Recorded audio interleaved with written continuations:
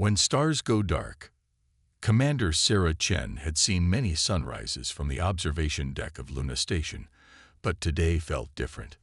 The morning shift was just beginning when Lieutenant Rodriguez burst through the door, his face pale as moonlight. "Commander, you need to see this," he said, his voice barely steady. "They're here." Sarah followed him to the main command center where dozens of officers stared at screens showing impossible images. Massive shapes moved between Earth and the Moon, each one larger than any city humanity had ever built.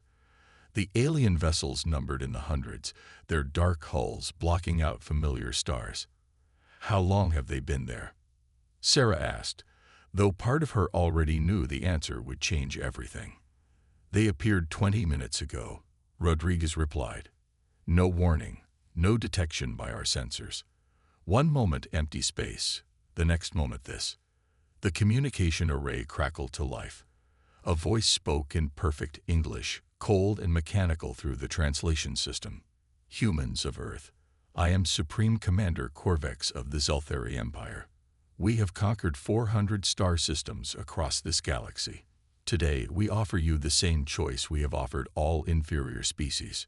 Sarah felt ice form in her stomach. This was not how humanity had dreamed first contact would happen.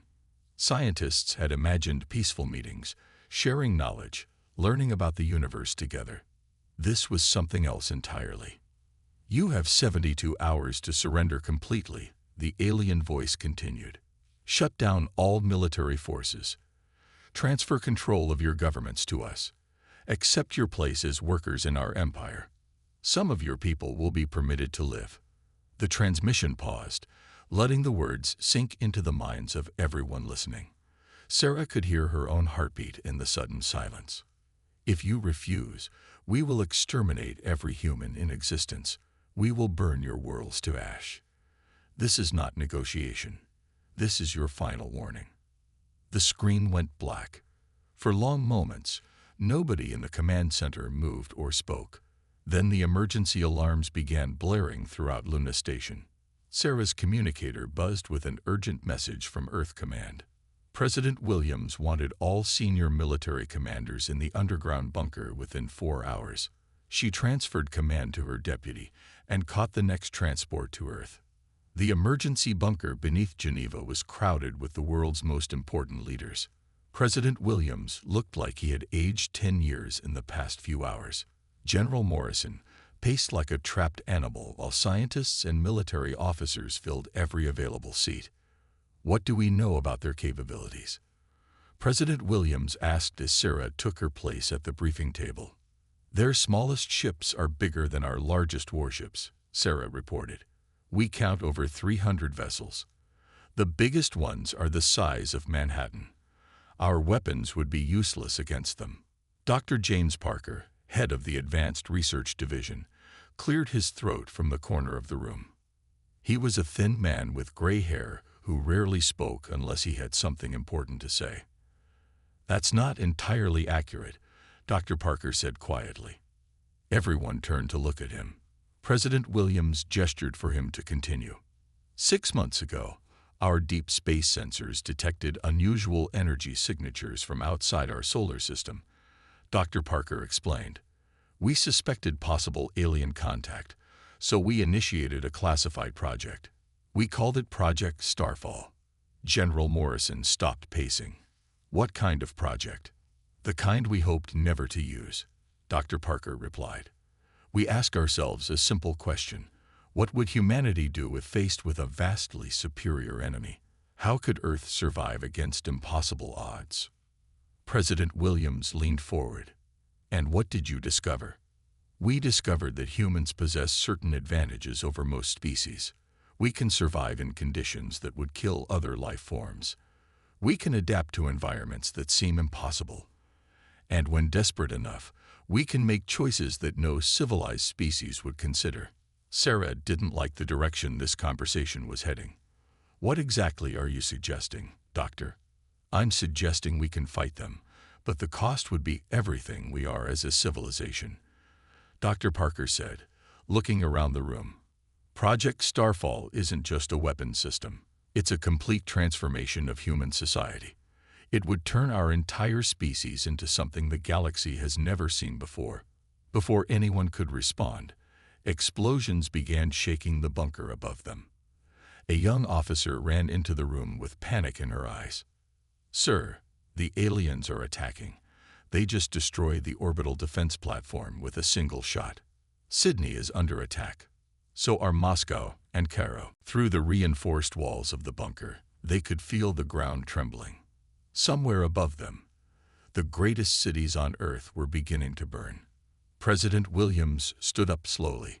"Dr. Parker, how long would Project Starfall take to implement?" "If we begin immediately, 6 months to see initial results.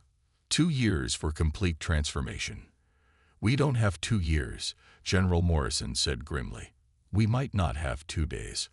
Another massive explosion shook the bunker. Emergency lighting flickered as dust fell from the ceiling. Sarah thought about her sister living in California, probably hiding in a shelter somewhere. She thought about all the families on Earth, all the children who just wanted to live normal lives. "Doctor," President Williams said quietly, "tell me exactly what Project Starfall involves." Dr. Parker took a deep breath. "Every human settlement becomes either a fortress or a weapons factory. Every person becomes a soldier or supports those soldiers. We stop being explorers and scientists and teachers. We become something the galaxy has never encountered before. A species that exists solely to fight and survive." The room fell silent except for the sound of distant explosions. Sarah realized that humanity was about to change forever. Whether they won or lost this war, they would never again be the people who had looked up at the stars and dreamed of peace. President Williams walked to a secure terminal in the corner of the room. His hand shook as he began entering authorization codes. "God forgive us all," he whispered, and pressed the final button that would transform humanity into something terrible and necessary. Above them, Earth's cities burned as the Zelthari Empire waited for humanity to surrender. They had conquered 400 worlds using the same method, overwhelming force followed by submission. But they had never encountered a species willing to sacrifice everything rather than needle. The authorization went out across human space instantly. Every colony, every space station, every settlement received the same message. The old world was ending. The new world would be built from fire and determination. On Mars, the agricultural domes were already being converted into weapons factories. The asteroid mining stations began retrofitting their equipment to build warships. Colony ships carrying families to new worlds turned around and headed for military bases instead. In the ruins of Sydney, Captain David Walsh crawled through burning buildings with his unit. The alien ground forces moved through the streets like they owned the place, but they weren't prepared for what came next. Human soldiers emerged from sewers and basements, from subway tunnels, and collapsed buildings. They used the city's destruction as camouflage, turning every street corner into a potential ambush. The Zelthari soldiers had better weapons and armor, but they had never fought an enemy that used their own ruined cities as weapons. For the first time since the invasion began, the aliens began to understand that this would not be like their previous conquests. Admiral Martinez floated in her command ship somewhere beyond Pluto's orbit. Around her, the surviving ships of Earth's space fleet waited for orders. They were cut off from home, outnumbered and outgunned. But they were still free. "Admiral, we've intercepted Zelthari communications," her intelligence officer reported. "They're discussing what they call unusual resistance patterns from the human population." Martinez smiled grimly. "Unusual resistance patterns. Is that what they're calling it?" "Yes, Mom. They seem confused by our tactics. Their previous conquests involved organized military surrenders followed by population compliance. They don't understand why humans continue fighting after their governments are destroyed."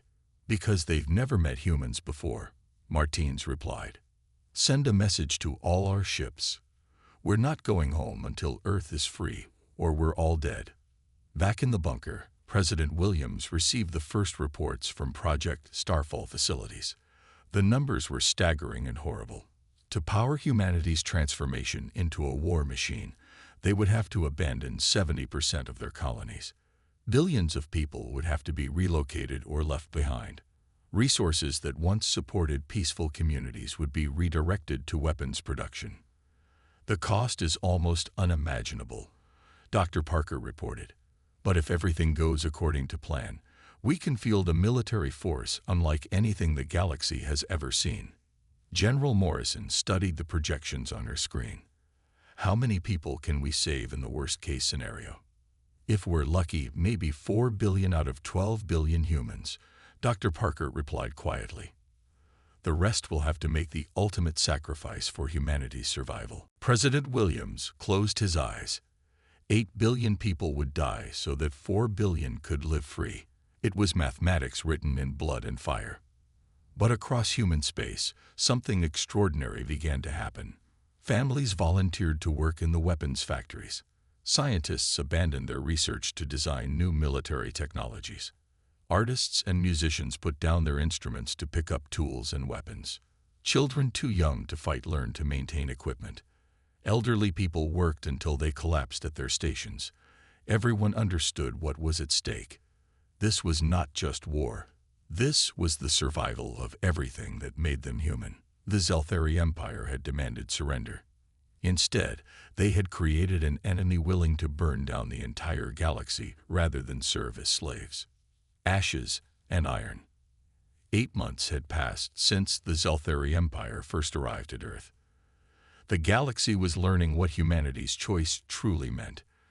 Captain Marcus Webb stood on what used to be the beautiful garden world of New Geneva, but the rolling hills and peaceful farms were gone forever. In their place rose massive industrial complexes that never stopped working. Smokestacks reached toward gray skies, while the sound of machinery echoed across landscapes that once knew only birdsong. This was what humanity had become. Every person a worker or warrior, every world a fortress or factory. How many people do we have working here now? Marcus asked his second-in-command, Lieutenant Hayes. 12 million, sir. Everyone who lived here before, plus refugees from 18 other colonies. They work 16-hour shifts, 7 days a week. No holidays, no rest days except for equipment maintenance. Marcus nodded. This was the price of survival. Children learned to operate weapons assembly lines before they learned to read. Parents worked until they collapsed from exhaustion. The elderly continued working until they died at their stations. It was a hell of humanity's own making, but it was keeping them alive. The air tasted of metal and burning fuel. The sky remained permanently gray from factory emissions. New Geneva looked like a vision of industrial nightmare, but it was producing more weapons in 1 week than old Earth had manufactured in an entire year. That was all that mattered now. Sir, we have incoming ships, the radar operator called out. Zelthari Patrol Squadron, 8 vessels. Marcus smiled with cold satisfaction. Are the surprise packages ready? Yes, sir. All defensive systems are armed and waiting. The Zelthari ships approached the planet expecting to find frightened farmers cowering in their fields. Instead, they discovered something that made their commanders very unhappy. Hidden weapon platforms disguised as grain silos opened fire from across the continent. The planet's surface erupted with missile launches that turned the sky white with contrails. 4 Zelthari vessels exploded before their crews understood what was happening. The surviving ships tried to escape, but the planet itself seemed to attack them. Nuclear mines hidden in orbit detonated around the fleeing vessels.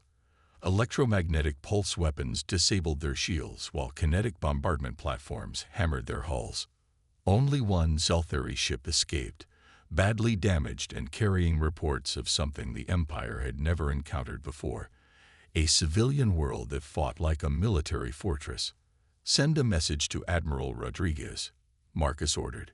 Tell her New Geneva is still ours, and tell her the aliens are finally learning to fear us. Across the galaxy, Admiral Elena Rodriguez was teaching the Empire what that fear really meant. Her fleet bore no resemblance to the old Earth Navy. These ships were built from cargo haulers and mining vessels, covered in improvised armor and packed with weapons that violated every treaty humanity had ever signed. They looked ugly and brutal, which was exactly what Alina wanted.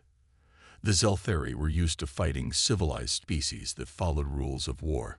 Humanity had abandoned those rules the day the Empire arrived at Earth. "Admiral, we've located another Zeltheri supply convoy," her tactical officer reported. 12 freighters with 4 escort vessels carrying supplies to their forward base in the Kepler system. Alina studied the tactical display. The convoy was heavily defended by Zeltheri standards, but humanity no longer fought by those standards. "Prepare the hunter-killer squadrons. We're going to show them how humans hunt." Her ships moved like wolves stalking prey. They didn't announce themselves with formal communications or offer chances to surrender.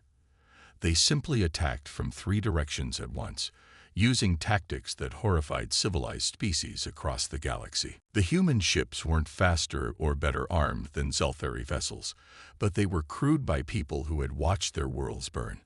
Every human fighter pilot had lost friends or family to the Empire. Every gunner remembered the cities reduced to ash. Every captain carried the weight of billions of dead. They fought like demons because they had nothing left to lose except each other. The Zeltheri convoy tried to fight back, but their crews had grown soft from centuries of easy victories. They expected enemies to follow predictable patterns, to retreat when outgunned, to surrender when faced with superior force. Instead, human ships rammed damaged Zeltheri vessels rather than let them escape. Pilots flew suicide missions to destroy key targets. Marines boarded enemy ships not to capture them, but to plant explosive charges and die fighting in the corridors. Within 2 hours, the entire convoy was destroyed. No Zeltheri ship escaped to report what had happened. No crew survived to tell their commanders about humanity's new way of war. "Send the wreckage coordinates to our intelligence division," Alina ordered. "Maybe they can learn something useful from the debris. Then plot a course for the Vega system. I want to hit their next convoy before they realize this one is missing." Back on Earth, the planet that had once been humanity's beautiful blue home was now unrecognizable. The major cities lay in ruins, but from those ruins rose something the Zeltheri had never expected. Underground factories carved from bedrock produced weapons around the clock. Hidden bunkers sheltered the equipment to rebuild civilization after the war ended. If the war ever ended. Captain Susan Torres led her unit through the ruins of London, hunting Zeltheri occupation forces that thought they controlled the city. The aliens had made a fundamental error. They assumed that destroying a city meant defeating its people. Instead, humanity had turned their destroyed cities into weapons. Every pile of rubble concealed a sniper's nest. Every collapsed building hid ammunition caches. Every ruined street became a killing ground where humans who knew the territory could ambush enemies who didn't. "Movement in Sector 7, Torres whispered into her radio. "Zeltheri patrol, maybe 20 soldiers." Her unit had been fighting in London's ruins for 6 months. They knew every tunnel, every hidden passage, every weakness in the alien patrol patterns. The Zeltheri soldiers were better equipped and better trained, but they were fighting in humanity's graveyard. The ambush was perfect. Human fighters emerged from sewers and basement shelters, from subway tunnels and bombed-out shops. The Zeltheri patrol found themselves surrounded by ghosts who used the city's bones as weapons. Within minutes, it was over. 20 more Zeltheri soldiers would never report back to their commanders. Their equipment was stripped and distributed to human resistance cells across the city. Their bodies were left where they fell as a message to any other aliens who thought Earth was conquered. "Command, this is Torres," she reported. "London Sector 12 is clear. Moving to Sector 15. This was happening in every destroyed city on Earth. Humanity had learned that you don't need buildings to have a city. You just need people willing to fight for the ground they stand on. Meanwhile, in the depths of space, Dr. James Parker worked on the most dangerous project in human history. His laboratory was hidden inside a converted asteroid, protected by layers of steel and stone. Around him, The galaxy's brightest scientists worked on technologies that would have been unthinkable before the war. "Sarah, what's the status on Project Prometheus?" he asked his chief assistant, Dr. Sarah Kim. "The calculations are complete," Sarah replied, though her voice carried the weight of what those calculations meant. "We can convert the Titan mining facility in 3 months if we start immediately. The Jupiter orbital platforms will take longer." Dr. Parker nodded. Project Prometheus was humanity's ultimate weapon, not a single device, but a complete transformation of their industrial capacity. They were building the ability to destroy star systems if necessary, to render entire regions of space uninhabitable, rather than let the Empire claim them. "And the cost?" he asked, though he already knew the answer would be terrible. "To power the conversion, we'll need to shut down life support on 47 colonies," Sarah said quietly. "The people there will have to be evacuated or—" She didn't finish the sentence. They both understood. Some colonies were too far away to evacuate. Some people would have to die so that others could live to fight. It was a choice that would have been unthinkable 8 months ago. Now it was just another calculation in humanity's desperate mathematics of survival. Across human space, the transformation continued. Children who should have been playing games learned to maintain weapons systems. Artists who should have been creating beauty designed more efficient ways to kill. Scientists who should have been exploring the universe focused entirely on warfare. Humanity was becoming something the galaxy had never seen, a species that existed solely to fight and survive. They were losing their culture, their art, their dreams of peace, but they were winning their freedom. The Zelthari Empire was beginning to understand what they had awakened. Reports reached their high command from across their territory. Human ships that fought like wild animals. Human worlds that turned into death traps. Human soldiers who chose death over surrender every single time. Supreme Commander Korvax studied the reports in his flagship, the massive dreadnought that had led the conquest of 400 worlds. None of those conquests had been like this. Other species had submitted when faced with overwhelming force. They had accepted slavery rather than extinction. "How many ships have we lost?" he asked his intelligence officer.